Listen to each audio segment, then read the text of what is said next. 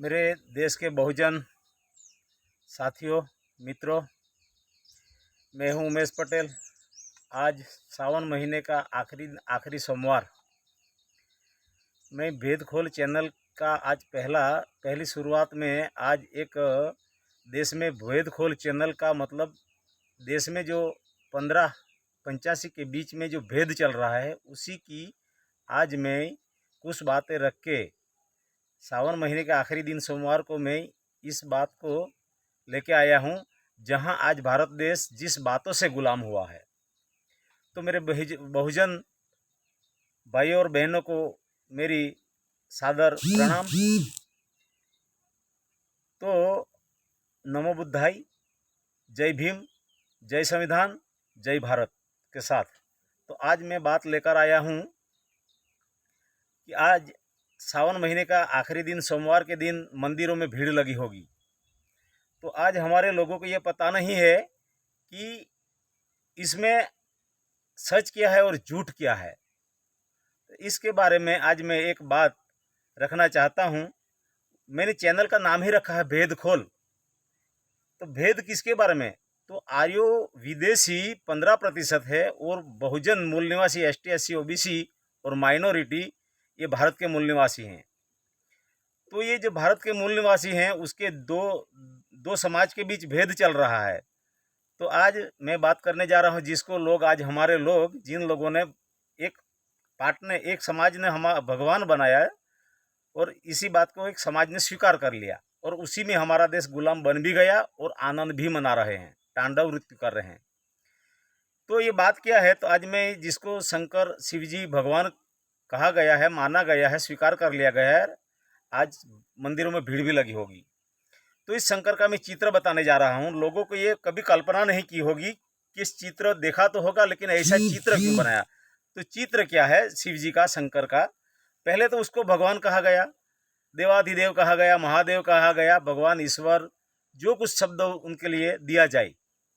तो साथी मित्रों, शिव जी के सर के ऊपर जटा, गले में सर्प की माला, शरीर बदन यानी इसका काला, शिवजी के ऊपर भस्म चढ़ती है और उसके ऊपर बिल्ली पत्र, बराबर गुजराती में कहा जाए तो बिलाड़ी के पर्ण, अंग पे भाग चर्म, पैरों में चंपल नहीं।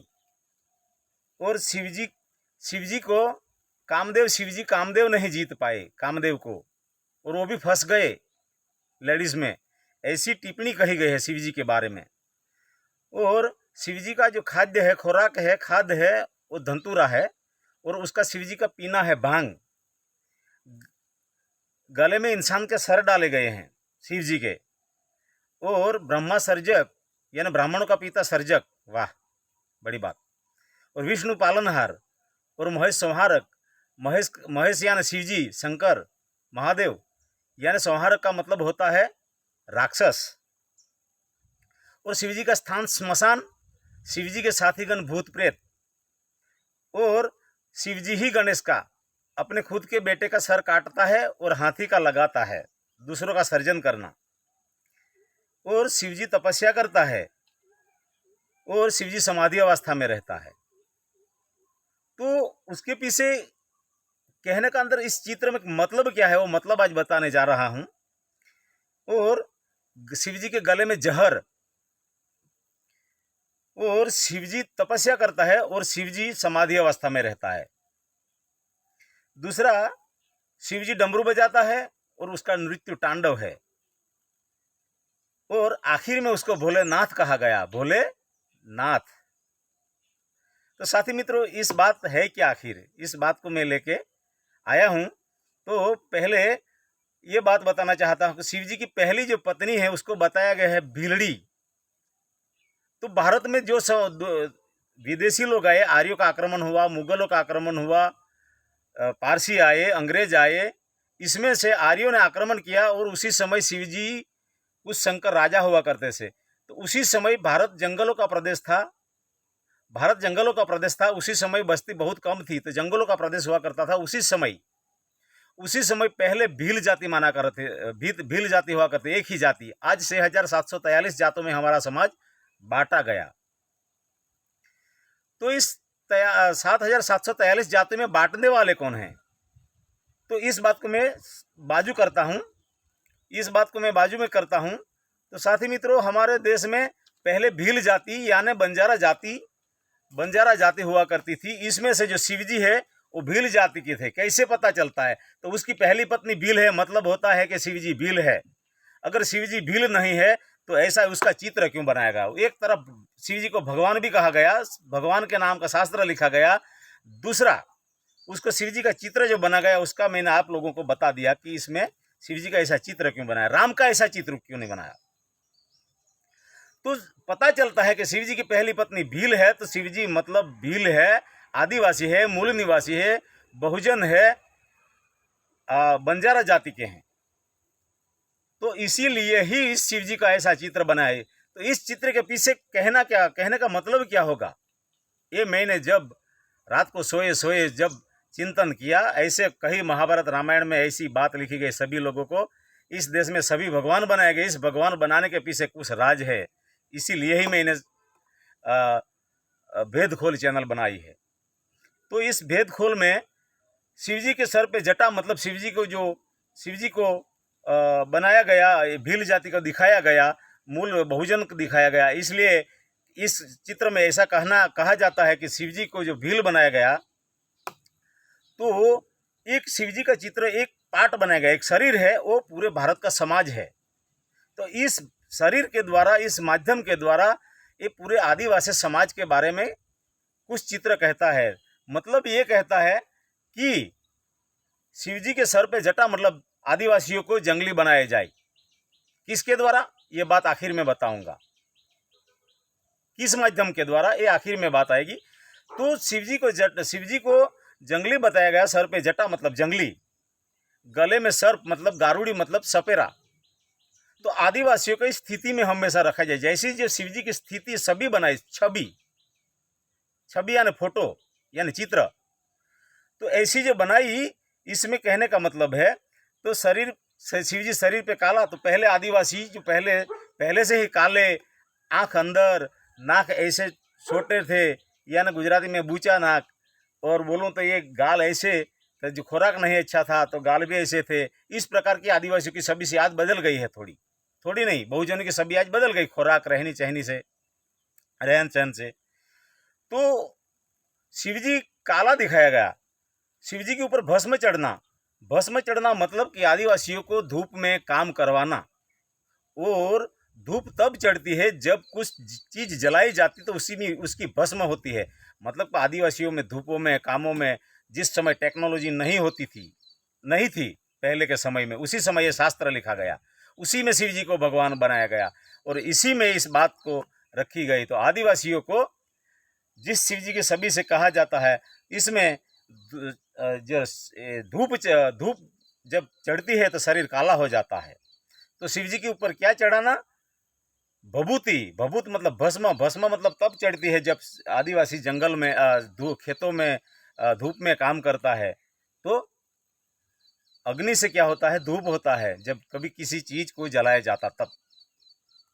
तो ये जो धूप चढ़ती है मतलब कि आदिवासियों को खेतों में काम करवाना, धूप में काम करवाना, पैरों में चंपल नहीं रखना, आदिवासियों नंगे पांव ही रखना। इस स्थिति में आदिवासी को रखा जाए, गुलाम बनाए रखे जाए। और शिवजी के अंग पे बाघ का चर्म, उसका मतलब होता है कि शिवजी आदिवासियों में जनून होता है, शिवजी जनूनी है, क्रोधी है, तमस उसका गुण है, तो उसको वाघ स्वरूप दिखाया गया शिवजी को। दूसरा, शिवजी कामदेव नहीं जीत पाया, मतलब शिवजी की अवज्ञा करना, आदिवासियों की अवज्ञा करना। अगर शिवजी भगवान होता तो कामना उसके लिए क्या होती? क्या वो जीत नहीं पाते? क्या शिवजी पार्वती के पीछे पड़ जाते क्या? लेकिन वो भगवान भी नहीं है, उसके बारे में तो कई बात हो चुकी है। तो शिवजी को इस तरह से उसको दिखाया गया। तो शिवजी अगर भगवान होता तो कामदेव उसके लिए कोई बड़ी बात नहीं, ये शिवजी की पार्वती के पीछे पड़ता नहीं शिवजी। लेकिन शिवजी की अवज्ञा करने के लिए शिवजी को कहते हैं, काथा गथा जहाँ भी ब्राह्मण करते हैं तो बोलते हैं शिवजी कामदेव नहीं जीत पाए। हाँ भाई, तुम्हारा शब्द क्या है वो आज हम जान चुके हैं। तो दूसरी बात है शिवजी की अवज्ञा करना ऐसे शब्दों से। मतलब सभी आदिवासियों की अवज्ञा करके रखना। आज वो ये स्थिति भारत में चल रही है आदिवासी, एसटी, एससी, ओबीसीयों के लिए। और पीना जो भांग है, उसका जो खुराक है, खाद्य है, धतूरा है, उसका मतलब है कि आदिवासियों को ऐसा खुराक दिया जाए। आज भी ये जो सस्ता अनाज की दुकानों में हल्के प्रकार का खाद्य दिया जाता है। तो आदिवासियों को, एसटी, एससी, ओबीसीयों की खाद्य ऐसी रखी जाए, मूल निवासियों की, कि ताकि उनका दिमाग विस्तृत ना हो, डेवलप ना हो। इसलिए धंतुरा का मतलब, उसका खुराक खाद्य धंतुरा का मतलब आदिवासियों का खुराक हल्के प्रकार का, उसका गुण हल्के प्रकार का होना चाहिए, ताकि आदिवासियों का गुण डेवलप ना हो। दूसरी बात, पीना भांग, उसका भांग मतलब नशे वाली चीज़। तो आदिवासियों को हमेशा दारू में, शराब में, भांग में कुछ पिला के नशे में रखना, ताकि आदिवासियों के इस देश में जो बनाए गए, गुलाम बनाए गए, इस स्थिति में उसको मालूम नहीं पड़ना चाहिए, गुलाम ही बने रहे कायम। ये उनका कहने का माध्यम है शिव जी के चित्र के द्वारा। दूसरी जो छवि है, तो उस पीने वाली जो भांग है, तो ओशो रजनीश जी का मैंने एक दिन वीडियो सुना, तो उसमें बोल रहे थे ओशो रजनीश जी कि शिव जी तो भंगेड़ू है। वो भंगेड़ू हो क्या गणेश का सर काट के उस सर फिर से फिट कर सके, वापस लगा ही सके। साथियों, ओशो रजनीश को ये बात नहीं पता है, शिव जी ना तो भगवान था, ना तो शिव जी ईश्वर है, ना तो कुछ है। उसने गणेश जी का गला भी नहीं काटा है। लेकिन ओशो रजनीश जी को मेरे ख्याल से इस बात का ख्याल नहीं आया होगा कि इसके माध्यम में कहना क्या चाहते हैं। तो गणेश जी का गला काटना मतलब हमारे लोगों के हाथों से ही हमारे लोगों की सत्यानाश करवाना। जैसा कि अब्दुल कलाम के सिग्नेचर से राष्ट्रपति बनाया जाए, नायक बनाया जाए, जैसा शिव जी को एक भगवान के तौर पे नायक बनाया गया, उसी माध्यम से दिखाया गया कि वही उसके गणेश जी का, उसके बेटे का, उसके समाज का सर काटता है। फिर हाथी का लगवाना मतलब भारत के मूल निवासी का सत्यानाश करना और आर्यों विदेशियों का सर्जन करना। तो आज वही स्थिति चल रही है अर्थव्यवस्था में। दूसरी बात, तो ओशो रजनीश ने जी एक बात रखी थी कि शिव जी तो भंगेड़ू है। साथी मित्रों, ना तो शिव जी भंगेड़ू हो, ना तो शिव जी भांग पीता है, ना तो ऐसी चित्र है, सभी उसकी थी। लेकिन इस चित्र के माध्यम से कुछ कहना चाहते हैं वो शास्त्र के द्वारा, वो जिस लोगों ने शास्त्र बनाए उन माध्यम से। तो भंगेड़ू है, इसलिए वो क्या गणेश के सर पे उसका खुद का सर फिर से फिट कर सके, लगाए सके। साथियों, शिव जी भगवान ही नहीं थे, लेकिन शिव जी को उसका पीना भांग मतलब आदिवासियों को ऐसी स्थिति में रखने की बात कही गई है इस चित्र में। दूसरी बात है, ब्रह्मा सर्जक, विष्णु पालनहार, महेश संहारक। मतलब कि शिव जी को संहारक मतलब महेश को संहारक, राक्षस कहा गया। मतलब कि हमारे लोगों को गाली भी देना, अवज्ञा करना शब्दों से, वो भी आज स्थिति भारत में उन शासक जातियों के द्वारा चल रही है। मैं कुछ बात सटन कट में कहने जाता हूँ, ताकि समय कम बचे। कहीं किसी बार उसके बारे में लंबी लंबी बात एक एक मुद्दे के ऊपर बताऊंगा। साथियों, दूसरी जो बात है, उसका शिव जी का स्थान श्मशान। शिव जी का स्थान श्मशान का मतलब ये होता है कि आदिवासियों को, एसटी, एससी, ओबीसीयों को, पहले की बात करता हूँ, कुछ गांव के सीमाड़े में, गांव के जो सीमा होती है, इस सीमा के ऊपर खराबी की जगह होती है। ऐसी जगहों में आज भी कहीं कहीं ऐसा दिखे जाते हैं कि आदिवासी मूल निवासियों को, दलितों को ऐसी जगह में रखा जाए। शिव जी का स्थान का मतलब कि आदिवासियों को, मूल निवासियों को ऐसी खराब जगह में रखा जाए। तो आज स्थिति होने वाली है। नर्मदा लिंक योजना में सभी डैम बनने वाले हैं, उसी में आदिवासियों को विस्थापित किया जाएगा। कहीं बुलेट ट्रेन आने वाली है, वहीं से जिन लोगों, ज़्यादा से ज़्यादा बहुजन लोगों को विस्थापित किया जाएगा। उन लोगों को कच्छ के रण है, राजस्थान का रण में उसको भेजने वाले हैं। मतलब कहने का मतलब कि शिव जी का स्थान श्मशान मतलब आदिवासी मूल निवासियों का स्थान, जो जगह ठीक नहीं है उसी जगह में उसको रखना चाहिए।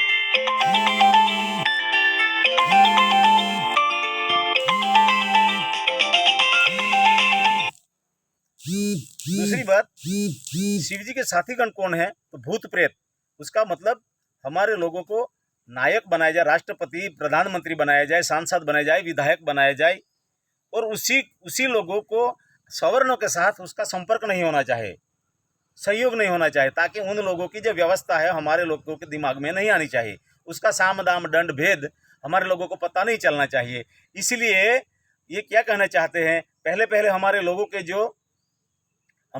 जो चेहरे थे वो उन लोगों को ही, आदिवासियों को ही भूत प्रेत बताया गया। कहने का मतलब हमारे लोगों को शासन के जरिए नायक तो बनाते हैं, राष्ट्रपति भी बनाते हैं, लेकिन जब राम के मंदिर का खात्म मुहूर्त होता है, उसका उद्घाटन को होता है, तो राष्ट्रपति जैसे रामनाथ कोविंद को भी नहीं बुलाते हैं। देख लो अन्य कैसी वो सभी समाज का एक अन्याय है, सभी समाज का अवज्ञा करना, अपमानित करने की बात है इस शब्दों में। तो उसी से पता चलता है मतलब कि साथी भूत प्रेत साथी बनाए गए, और उन लोगों को, हमारे लोगों को सवर्णों के संपर्क में नहीं रहने देना चाहिए। इसलिए तो शिव जी के जब जान जाती है, मतलब जान मतलब बारात, तो बराबर मैं जब पहले पहले भगवान में मानता था, तो मैं कथा ब्राह्मणों की कथा सुनने बहुत जाता था। तभी मुझे पता चलता कि बहुत शिव जी की ठेकड़ी उड़ा देते थे, टिप्पणी करते थे। तो के उसके साथीगण कौन थे? भूत प्रेत, यानी आदिवासी समुदाय, बिना कपड़े वालों, नंगे पांव चंपल, कुछ होता नहीं था, इसलिए हमारे लोगों को ही भूत प्रेत कहा गया।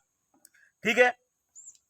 दूसरी बात, गणेश का सर काटना मतलब खुद के सर का सत्यानाश करना, हाथी का लगवाना मतलब आदिवासियों की अर्थव्यवस्था में सत्यानाश करना, हमारे लोगों को ही काम करवाना और सवर्णों का सर्जन करना, वो आज स्थिति हो चुकी है।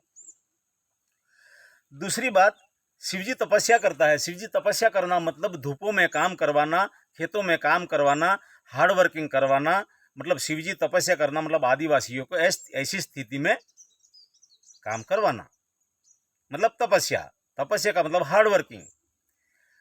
दूसरी बात, शिवजी समाधि अवस्था में रहता है, तो शिवजी समाधि अवस्था का मतलब ये सभी अन्याय भी करना आदिवासियों के साथ, आदिवासियों को पढ़ने नहीं देना। आदिवासी अगर खुद कोई डेवलपमेंट अपने आप एकलव्य पैदा हो जाए, अपना दिमाग डेवलप कर ले, वो दूसरों को दिमाग दे, ऐसी स्थिति कभी होने नहीं देना। मतलब कि 5 अधिकारों से वंचित रखा गया। जो इस मनुस्मृति मनु नाम के ब्राह्मण ने लिखी थी, वो मनुस्मृति में 5 अधिकार मूल निवासी बहुजनों को वंचित रखा गया। पढ़ना नहीं, पढ़ाना नहीं, जो खुद पढ़ा नहीं सके दूसरों को, शस्त्र नहीं रखना, शासन नहीं करना और संपत्ति नहीं रखना, ये 5 अधिकारों से वंचित थे।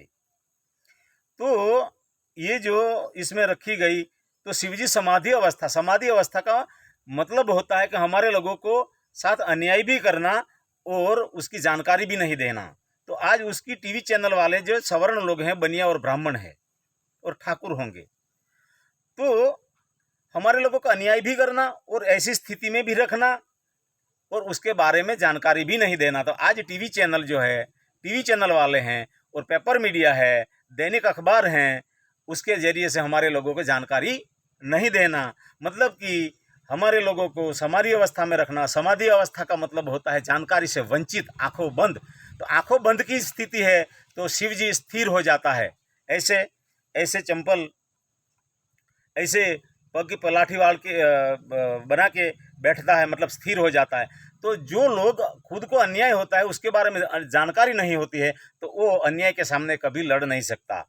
समझ को मेरी आंख बंद होती तो मैं 200 फीट दूरी पर नहीं जा सकता। वैसे जिसका नॉलेज नहीं होता, जानकारी नहीं होती, जानकारी से वंचित होता है, वो कभी भी अपने अन्याय के बारे में लड़ नहीं सकता। मतलब कि शिवजी की जो स्थिति बनाई है समाधि अवस्था का मतलब आंखों बंद का मतलब जानकारी से वंचित रखना। जानकारी से वंचित रखना मतलब वो अपने आप अपने हक और अधिकार कभी भी मांगेंगे नहीं। तीसरी बात, गले में जहर का मतलब होता है, गले का जहर अगर पेट में जाता है तो अपना काम करता है तो इंसान मर जाता है, कोई भी जीव जंतु पशु पंखी मर जाता है। तो गले में ही जहर रखने का मतलब होता है कि आदिवासियों, मूल निवासियों को, बहुजनों को ऐसी स्थिति में रखना। वो आज स्थिति है, आज किसानों की स्थिति है, आज मजदूर की यही स्थिति है कि हमारी आमदनी कम, रोजगारी देना नहीं, ऊपर से हमारा दूध के उत्पादन किसान और मजदूर करते हैं, धान किसान पैदा करते हैं और सब्जी भी किसान पकाते हैं और कठोर भी अनाज पकाते हैं। तो हमारी जहाँ आमदनी है, हम जो चीज़ उत्पादन करते हैं उसी का वैल्यूशन नहीं रखने का। और सवर्ण लोग जिस चीज़ का डेवलप करते हैं उसका वैल्यूशन ज़्यादा। मतलब हमारी स्थिति ऐसी रखनी, ना जिंदा रहे ना मर सके, गले का जहर का मतलब ये होता है। तो शिव जी के चित्र के द्वारा इस स्थिति में हमारे लोगों की स्थिति रखने का ये एक चित्र बनाया गया है। मतलब गले में जहर का मतलब होता है कि आज किसान, कुछ राज्यों के किसान जो हैं वो आज आंदोलन कर रहे हैं। हमारे गुजरात वालों तो क्या मैं बोलूँ, मेरे को शर्मिंदा होना पड़ता है कि गुजरात के जो किसान हैं और सभी कुछ राज्यों के किसान हैं, सभी लोगों को हमारे साथ ही अन्याय हो रहा है। फिर घर में बैठे हुए हैं, घर में बैठ के आज़ादी मांग रहे हैं। चलिए आगे चलते हैं। दूसरी बात, तीसरा नेत्र खुलना मतलब कि इस व्यवस्था को, भारत का जो शासन चल रहा है उस व्यवस्था में सभी क्षेत्रों की जानकारी होना, समाधि अवस्था होना, उसके बाद जानकारी होना मतलब तीसरा नेत्र खुलना, मतलब नॉलेज डेवलप करना। अगर नॉलेज तीसरा नेत्र जब खुलता है तो क्या होता है, सामने दुश्मन को भस्म कर देता है शिवजी। मतलब कि शिवजी मतलब पूरा आदिवासी समुदाय, पूरा समाज, बहुजन समाज, जब तीसरा नेत्र खुलेगा, अन्याय के प्रति जानकारी होगी, तो उन लोगों को पता है कि वो बाघ स्वरूप है, तमस है, क्रोधी भी है आदिवासी। वो सामने वालों को कहीं ना कहीं उसका स्मशान पहुंचा देंगे। स्मशान पहुंचा देने का मतलब वहाँ भस्म होता है। तो तीसरा नेत्र खुलने का मतलब, जब शिवजी का तीसरा नेत्र खुलता है तो उसका मतलब कहने का ये होता है कि सामने वालों को, जो अन्याय करने वालों को कभी मरना पड़ेगा। अगर मरना पड़ेगा तो वो स्मशान में जाएगा, स्मशान में जाएगा तो उसमें वहाँ भस्म होगा। इसलिए वो कहा गया कि जब शिवजी का तीसरा नेत्र खुलता है तो भस्म कर देते हैं। साथियों, उसी की बात से आगे चलने के बाद शिवजी का एक बाजा है, डमरू बजाना। तो आज भी हमारे लोगों को गणपति, नवरात्रि, शादी में बस कहीं डीजे आ जाएगा, तार पे हमारे भाषा में जो है ये वाद्य हैं, और ढोल बजाना, नगारा बजाना, ये जो है वो उसका वाद्य है, वाजिंत्र है। तो उसका जो हमारी जो संगीत है उसके पीछे हमारे लोग नाचते कूदते ही रह गए। शासन में क्या चल रहा, हमारी गरीबी कैसी हो चुकी, हमारी अर्थव्यवस्था का है, हमारी पढ़ाई की है, आज भी आदिवासी खास तौर से नहीं जानना। बस इतना जानते हैं, गणपति रखना, नाचना कूदना, नवरात्रि रखना, नाचना कूदना। तो ये हमारी शिवजी का जो डमरू है, हमारा वाद्य है, और नाचना कूदना ये हमारा तांडव नृत्य है। साथियों, समझ लेना शिवजी के चित्र में क्या कहा गया है। उसके बाद आखिर में शिवजी को भोलेनाथ कहा गया। तो भोलेनाथ क्यों कहा गया, तो ये आदिवासी समाज है, बहुजन समाज है, मूल निवासी समाज है, ST SC OBC जो हैं, ये अन्याय किया जाए फिर भी वो सामने वाले यानी शासक जाति के प्रति ईमानदार, उदार रहते हैं। तो आज भी वही स्थिति है। जैसे कि हमारे लोगों को petrol, diesel, light bill, GST, toll नाका सभी में लूटा जा रहा है, शिक्षण में लूटा जा रहा है, और रोजगारी भी नहीं दे रहे हैं। फिर भी हमारे लोग 2000 या 10,000 एक छोटी सी चीज दे जाए सरकार से, गवर्नमेंट से, तो हमारे लोग खुश हो जाते हैं, भोलेनाथ। और आखिर में शब्द लगा है नाथ। नाथ का मतलब होता है लगाम। तो हमारे लोगों को इस तरह से लगाम पहनाई जाए ताकि हमारे लोग कंट्रोल में रहे। तो आज भारत का जो शासन है उसके जरिए हमारे लोगों को लगाम लगाई जा रही है, कंट्रोल किए जा रहे हैं। और हमारे लोग जहां सच्चाई की लड़ाई लड़ भी रहे हैं तो वो पुलिस और मिलिट्री हमारे ही लोग हैं, और उनको आगे करते हैं, उसको अस्त्र शस्त्र बना के हमारे लोगों को पीटा जा रहा है, लगाम लगाना। तो इसलिए शिवजी का वाहन बनाया गया, वाहन जो बनाया गया उसको नंदी, बैल। तो बैल को नाथ पहनाई जाती है, नाथ पहनाई जाए उसको लगाम, कंट्रोल में किया जाने का। ये सब उसके पीछे शास्त्र विद्या है। तो उस शास्त्र में ब्राह्मणों ने भगवान बनाया। इस भगवान के पीछे ऐसी कहने की उसकी कहानी, ताथ्य है, तात्पर्य है, उद्देश्य है, मतलब है, रहस्य है।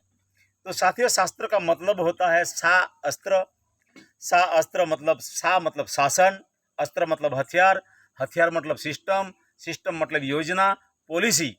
तो ये शासन के जरिए, शासन ऐसा चलाना, कौन चलाएगा, तो ब्राह्मण चलाएगा। आज सभी क्षेत्रों में देखो, supreme court, high court, military के ऊपर कब्जा, पुलिस डिपार्टमेंट के ऊपर कब्जा, IAS IRS IPS के ऊपर सभी गुरु द्रोण मतलब ब्राह्मण मतलब RSS सभी लोग भारत के ऊपर नियंत्रण करके बैठे हैं। शिक्षण व्यवस्था में वो लोग, उसकी समिति में वो लोग, तो पूरा भारत का कब्जा, संविधान तो बाबा साहेब ने लिखा, लेकिन संविधान के ऊपर कब्जा उन लोगों ने कर लिया।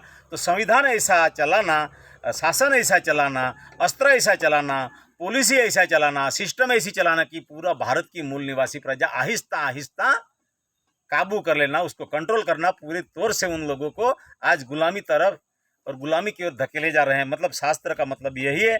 इस शास्त्रों में सब सिस्टम लिखी गई है। शास्त्र का मतलब होता है शासन चलाने का अस्त्र, सिस्टम, पॉलिसी, योजना। तो आज ब्राह्मणों के हाथ में शासन है, तो वो ब्राह्मणों ने ही शास्त्र लिखे हैं। तो ब्राह्मण ही ब्राह्मणों के स्कूल शिक्षा, ब्राह्मण को ही ब्राह्मण पढ़ाते हैं। उसी शिक्षा व्यवस्था में हमारे लोगों को नहीं जाने देते, क्योंकि उसमें जो लिखी गई शास्त्र विद्या हमारे लोगों को पढ़ाया जाए तो हमारे लोगों के ताले दिमाग खुले जाए, हमको समाधि अवस्था से हमारा तीसरा नेत्र खुलेगा, तो हम हक मांगेंगे। वो संभव नहीं करने देने के लिए उन लोगों ने शास्त्र विद्या, आज भारत के ऊपर इस शासन व्यवस्था ब्राह्मणों के हाथ में है। और वो ब्राह्मण लोग आज ऐसी तरह से शासन चला रहे। शास्त्र ब्राह्मण नहीं लिखे हैं, लेकिन उनके पीछे आज एक प्रमाणित मिलता है महाभारत की, जो वेदम व्यास ने लिखा। बाकी के शास्त्र लिखे, उसके पीछे ब्राह्मण ने शास्त्र लिखे, ऐसा उन लोगों ने नहीं लिखा। ये भी एक षड्यंत्र है। तो साथी मित्रों, मैं मेरी बात को यहाँ पे विराम देता हूँ। बहुत कुछ अंदर बात कहने की है, जो बात मैं नहीं रख पाया, लेकिन इस बातों में आप समझ लिए शिवजी भगवान नहीं था, वो हमारा पूर्वज था, पुरखा था।